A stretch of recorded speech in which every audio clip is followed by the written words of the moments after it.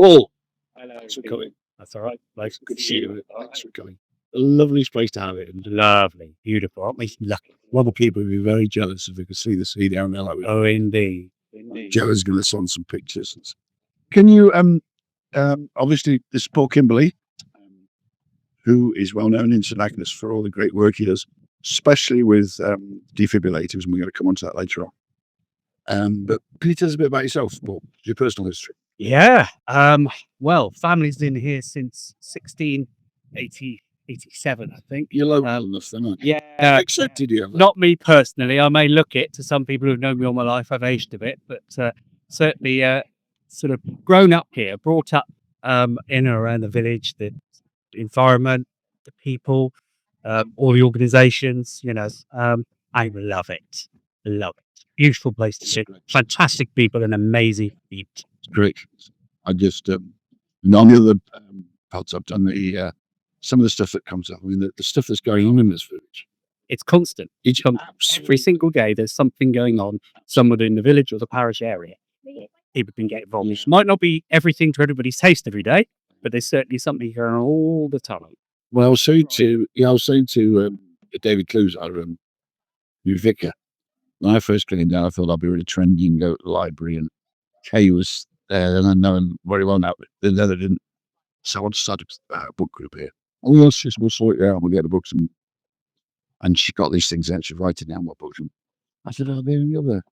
We've got 9. She says, I said, don't bother with mine, I'll join one of the others. 9 book clubs. I mean, that just sums up St Agnes. Bit about defibs, and then we'll get into it in more detail. If you can you explain what they're for? I mean, I know that sounds very No, absolutely not. Basically, when someone suffers what we all get, you hear the word heart attack. Now, a heart attack is anything to do with the heart. Okay, so it's an episode of problem with the heart. But a cardiac arrest is where the heart stops. Now, despite what you see on the American TV dramas where someone's got a flat line on the screen and they're given a shock and they bring them back, it doesn't happen like that. The heart, when it shuts down, it will go into a particular rhythm. And when it goes into that particular rhythm, it's like a wobbly jelly. Okay, so it's not stationary, it's not completely stopped, it's like a wobbly jelly. And at that point, when it's a wobbly jelly, is the time that we want to defibrillate someone. Because basically it's the electrical activity of the heart, without getting into too much technical detail, is sparking off all over the place, rather than a nice rhythm to create a muscular movement. Okay? So when it's wobbling, or when they're firing off all over the place, we need to shock the heart to stun it in effect, and then let the body's natural processes kick back in to put it back into a rhythm. So that's without going into sort of too medical. That's great. It stops the heart to allow the body to put it back into the right. I think the interesting thing you said there, and I think a lot of people might get misled, it's not about heart. If you've got pains on your chest, you don't really stick a defibrillator on your knee. It's when the heart actually stops and the person will collapse. Yeah. When you've got no palpable pulse, So with regard to general heart problems, you've still got a pulse, but you have some obstructions of arteries and all sorts of things like that. But this is when the heart stops beating rhythmic. Okay. How many have you got? We've got a calculated on the network just shy of 50, 49, active to the public 42. We've got a couple of the schools. We'd love to get on the outside walls of the schools. And if we could, then that makes them public access. And we've got a couple within medical centres, or 3 within medical centres, which are there primarily for staff to use with patients that come in. And then a couple more that we're hoping to place. So we're just shy of 50 from the starting point of 10. Very excellent work, my fixed person. It's not me. I must say, she's collaborate. All I've been is a conduit and a switchboard. No, it's all I've been. Yeah, they were there. It's the collaboration of the fundraisers, the individuals, the organisations, the businesses that have come together for this life-saving network. And without them, it wouldn't have happened. All I've done is link people up and joined everybody. That's a big job. It's a big thank you. And across there, you see the we on the line. You worked there for a while. There's one between the RNLI and the Surf Club, and there's also one in the local improvements committee car park now. So there's two quite close together. One at the bottom of the hill covering the beach, and one when you get to the top of the hill and you're shattered after coming up that. I don't feel up here in the corridor. So yes, we've got two down there, brand new, refurbished, as in from the point of view of there was one there originally, which was funded by Emma Fuel back years ago, but that one became shunned. You know, bless her, bless. I know Emma very well, and she sort of got first ball rolling in this village many years ago. But unfortunately, they have a lifespan, defibrillators, and they come unserviceable after a certain amount of time, out of warranty. And we have to consider replacing. It's a constant process, Karen. Yeah. When we first met, I think you were working for RNLI or whatever, and we did lots of these was COVID. That was 5 years today since it started. I know. Isn't it? I just didn't think back those days. I think the RNA is one of the 16s where I started getting interested in this kind of field of work. You know, the front end of, you know, rescue, medical, that kind of thing. And you went on and your first one there. Well, what I did was I was on the lifeboat. Did 25 years of the lifeboat. I did 14 years at the Coast Guard. I did 8 years as a special constable, just to see if I liked it. It wasn't for me. And then all of that combined together, years of doing it all. And unfortunately, my parents became very, very, very ill, passed away. I had more of an inkling and interest in medicine. Wasn't ever intelligent to be a doctor. But when the ambulance service role popped up, and it's basically sweeping the floors and answering the phones at night, which I did. And then that led on to the doctor's message handling service, which is what we now have as the out of hours doctor service. So I was taking the calls at night. And then when my father, he passed away, I applied for the Navy as a medic, and I spoke to the chief ambulance officer, Cornman as it was then, and said, "Me chance of a job on the road sometimes." And that's where I began with non-emergency patient transport, and then I went off to frontline. And this year, it's just by 31 years. It's been a vocation in a lifestyle. You enjoyed it? It's challenging now, far more than it is. You know, not only with everybody knows what's going on with the yes, the challenges that are afoot, and those you can't avoid, but it does make you quite a pressure for a job. But I'm still there. And it's going to get more difficult with it. I mean, you know, chief politics with the Navigator race for defence, or Rob, you know, that money's not going to be there. See, I mean, you can do it. A little birdie tells me that you have a penchant for bringing in animals illegally into the country. Or was it budgie?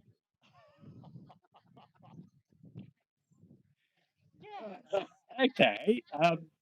Those that are friends and unwitting friends in this particular case, so they've got burnt retinas, will know that many years ago I was on a holiday in Turkey, and I sat on a sun lounger with that thing, and I was drinking coffee and photos was taken of it. It's put on social media, and one of my colleagues at work spotted that I was wearing ye old speedos, budgie smugglers, and they took a bit of the mick out of it. Well, rather than just getting sort of embarrassed, shying away, I took the bull by the horn. And then from then on, every time I went abroad or on holiday, I would get a spoke pair of budgie smugglers and do a little photo. So I've done it in Egypt, I've done it in Turkey, I've done it in Spain, and I basically put an appropriate colour or design budgie smugglers on with a bit of an outfit, maybe like in Egypt, you know, the pharaohs. So somebody photographed it. Yes, I'm pleased to say I've never seen any. No, you don't want to burn your retinas, but it's just been for a bit of fun across the world, even on a camel, you know, riding a red camel across the world, which is the best. And you're also a very good singer at the time. You asked us to say at the HFC. That was not. I was not quite how it happened. Yes, I have. I can tell you, I have sung solo in the Hall for Court. But there's a but. this Christmas gone, pantomime, Colonel King, Ed Rowe, got the whole audience singing. And in among that, he said, "There's someone's out of tune." Gradually whittled the audience down to one person, and that was me. And he got me to stand up in the middle of the audience halls and sing song to the audience. So I can say that I've actually sung a solo in the Hall for Cornwall for a full auditorium. There's not many people like that. No, so I'm rather proud. I won't ever mention that side of it. But, I've got that just written down here. Oh, and also that drag acts are sort of drawn to you as well. there's been many occasions, this country and where I've gone, and especially where I've gone in to see drag shows and shows, and for some reason, the warmth of my smile draws them to look at me, and they drag me up on stage to join them with the entertainment. It's pretty interesting. It's probably some of it's a little bit beyond what I can discuss. There might be a psychologist watch this one. Paul, I've just written down because I asked people on Facebook, obviously, if they've got something to ask you. And Claudia NP, saying that she was really curious about your incredible displays of Halloween and Christmas, and do they bring as much joy to you as it brings to them? Do you know, it's great. It's absolutely wonderful. I can't take any credit other than putting a few bits of logistical support me. Because my wife does it pretty much. She's the internet, eBay, or all the different sites, getting all these different things, and she completely changes the whole of the outside of the house from plain garden into cheap. I have to say, at Christmas, the inside is the same. She's all Santa's project. For every ornament that's on the shelf, they get taken down, boxed away like we're reading. The 3 in its place. So it's inside, it's what Santa's brought it. And the people that go cast at Christmas see dreams with the lights. I can only imagine what it's like. So I just don't Mr. Big for you guys. And every year the lights don't work. He put it on the Christmas. So I couldn't imagine it's like it's a challenging logistical issue. And I did some wind the wife up this year, and I said we've got a phone call from the electricity company. They've seen a power surge at our house and we're slightly concerned. She knows me too well, but it would be nice if Tim Peake or any of the astronauts send a message to say they've seen me from up on the space station. But it's a bit like, I think, is it Deck the Halls? Christmas show morning. Easy. I think she's aiming for that. So sorry to anybody that gets blinded by the lights. The English good from obviously when you drive at the state. And it's great. The kids, I have to say, every year with Halloween, especially when they come to the door, this is another good thing about this community. The kids are so polite, whether they are the tiniest toddler to the oldest teenager, and they're so polite, so friendly, and so grateful. It's a credit to all the parents and families in this village that they keep their kids in tow. And they just love them. Told them they loved them. It seems to speak a lot for kids. That we were just talking about earlier with the Scout and amazing stuff with them, the Scout. And it's mainly a group of young women now that mothers who are doing it. And the kids just, I sent and I had a stress for the fire pit. And they sent me a picture of the years standing around the fire pit swimming, and it was just beautiful. Well, they've just put some new flower beds outside the library. Yeah. It's just, and we've got the youth project in the village as well. Yeah. So there are things there for our kids, and you can slightly across the road to Madrid skate park. Yeah. There are things like Orchestra, Miggins, sort of great to us, and it's I get really fed up with these people. It's really good today and this sort of thing, but tremendous. But also again down here with the pride our communities, I'm sure others have the same, but the pride our community has got, and a lot of people that know each other. Should there be anybody that's pushing the line as a kid, then I think down here there's still that community aspect to, come on, let's look after this and let's speak to the kids. And I think it's lucky especially in COVID, they had a rotten time with kids as well as the elder, but they're rotten. And somebody called me up to the scaffold. Just don't think they're running skin ups then, but behind you there's a lovely piece of flat ground, and you can only get to it from the If the doors are locked, it's the gates. And you get it through an edge at the back. And people have been complaining about the mess that was up there and this sort of thing. And I went and had a look, and there was just a couple of cans of beer things on the floor. And I said, right, you know what we need to do with it, don't you? One said, oh yeah, we need some fence. I said, no, we'll get them a bin. And I'd go to the people at the council, and they put a bin like that, and they emptied it every week. No problem. They just put the stuff in the bin. They take it up. And you think, you know, when I look back to how things were when I was growing up, we were never just saving the whale or other animals. Those things. The kids are much more aware of. Paul, the other thing I noticed on Facebook is like me, you're a dog lover. You got a couple of lovely dog puppies. What are they? What breeds are they? I got a boxer, it's 4, and a cockapoo, 1. Like a house on fire. These 2 are they like? Well, they're sisters. It's fantastic, absolutely lovely. Bring a joy to every morning waking up. They're just I've just got all this cough thing, you know, this going out. My 6 weeks wouldn't get out of the house basically, and I've got a dog. He's as much as my chum for 6 weeks, you know. I just without him, I don't know what I'd talk to myself. But we used to go away a lot abroad, as friends and that will know. But we could tell that right back, which is nothing. I mean, you've got those 2. You've got our surroundings that we live in, the beaches. You don't really need to go far when you're here. When you consider that people come down here and pay in the peak times £2,000 for a week, we live here. I have a family got to talk about camping fields. One of these members on. Yeah. And there's a family that come down. It's somewhere in the northeast, for Newcastle. They come down every year, and they've watched Guy grow up, and I've watched their kids grow up. And there was one day he was loading the car up on the Sunday, and I went to see him and said, his name's Paul. I said, Paul, cheer up, for God's sake. I'm back in the factory tomorrow. And you forget, don't we? We have this all the time. They save up just to have 2 weeks down there.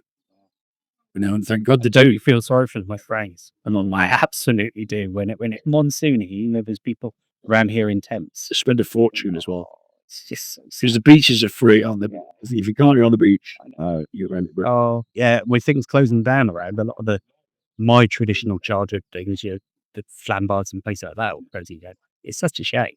It really is. But, you know, maybe that will get people to go and look at the sites rather than being at, you know, venues a little bit.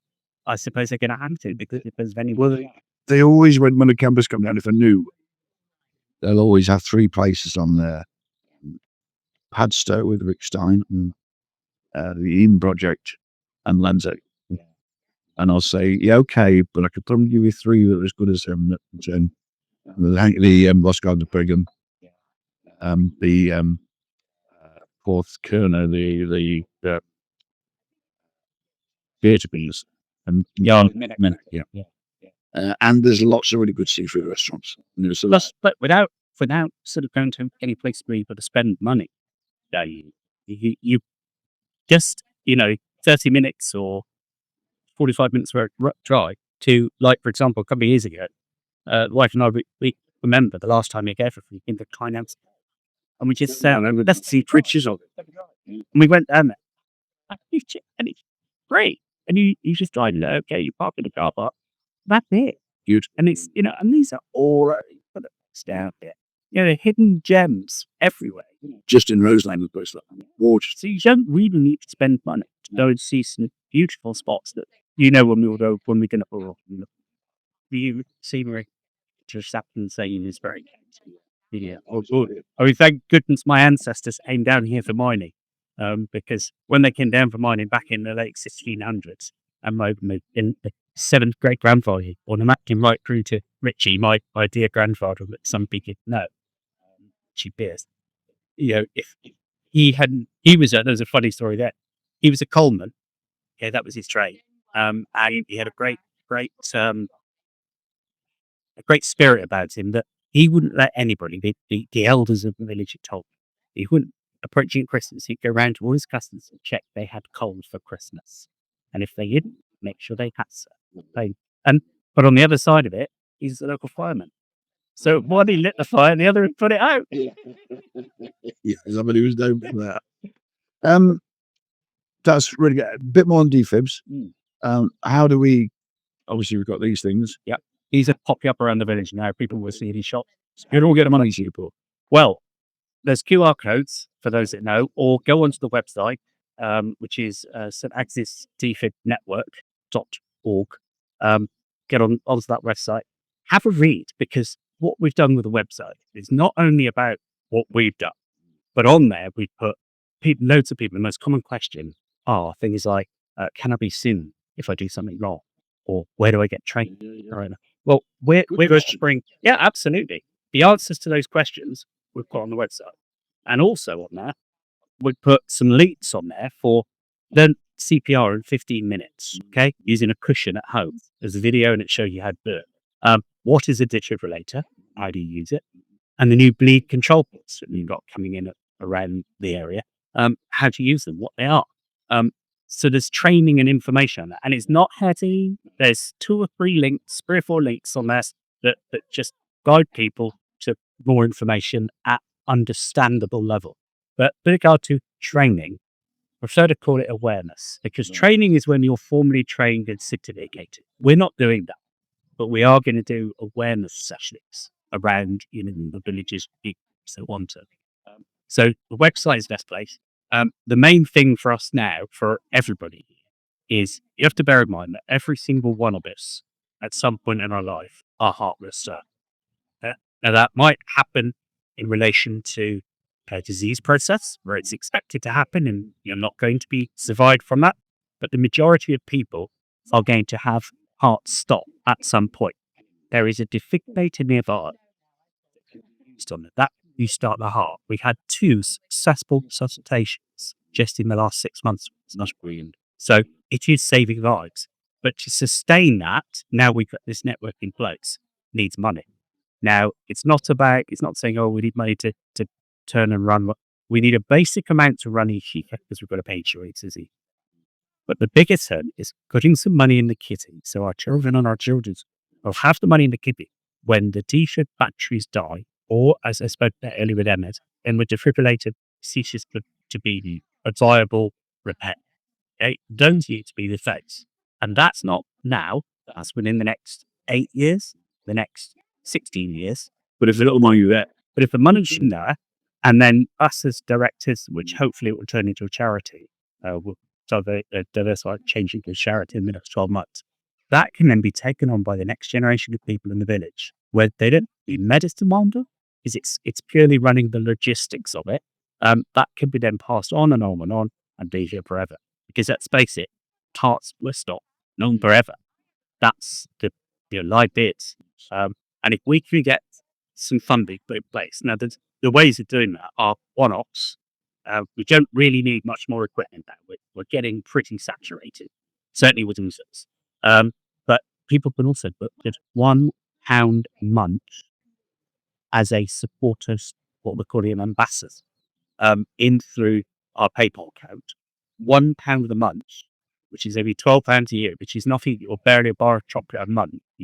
And if enough kicking in the community, it's that, bearing in mind with that 10,000 people is in the whole parish. If few people did that, half of that, it'll run forever. and they do that by, So go onto the website and then this and look on there. slide. Yep. You can see that. St Agnes Parish Wide Defibrillator Network. And it's the website is, you can see it on social media. You can go on to Helping Hands. We've got our own Facebook page. Go on there, have a look at the website, where the links to the website is on there. It's the ambassador bit. And when it pops up on the screen, it's got one-off payment, monthly payment, and others. And the month, just £1 a month from as many people to do it would change the world for us. It would be it'll run forever. Do it. Yeah. Well, we go back a fair bit, yeah. And I know we work together on quite a few things, but how can I help? As a councillor, I'd say so far you have, unbeknown to most of the public, behind the scenes with what I've been doing, your support, your engagement, and your financial as well with councillors' chess, from Cornwall Council, has really helped, and more public awareness we've got of what we're doing. just for information. And I've been asked to go up to London tomorrow. It's the British Heart Foundation. A big city. I know. Yes, I'm putting on my armor. Go to Tamar. Yeah. Because they want to know how we did what we've done here. Okay. And I really want to promote what we've done here on a national level, because it's a template that works, with a small amount of community contribution ongoing. Initially, a lot of it is sponsored by big business, by individual fundraisers. But once it's set up, it's only a small amount. And they've got the now NAPNI, only since we've been doing this, there is now a national database called the Cllr. Anybody can go online, if they look for defib finder, and it will tell you where your nearest defibrillators are, as well as our web. Yeah, I was just going to say, but that is the only database the ambulance services can find the defibs there. So when you call 999, they click on defib or something's collapsed, it will tell them where the defibs are. That's purely due to that now. So I'm going up there tomorrow for some meetings and another podcast type situation. Will you let me know? Yeah, but are you a parish council as well? Are you standing again? I'm standing again in May if the public will have me. Yeah, we're both in the same boat. We'll see what happens. Well, I'd love to do it. I hope I'm doing enough behind the scenes. But there's always more to do. There always will be. I'm sure they will. You've got my letter. So, well, Paul, thank you ever so much. Lovely. Thanks for coming. It's been great. Thank you. Thanks so much. Take care.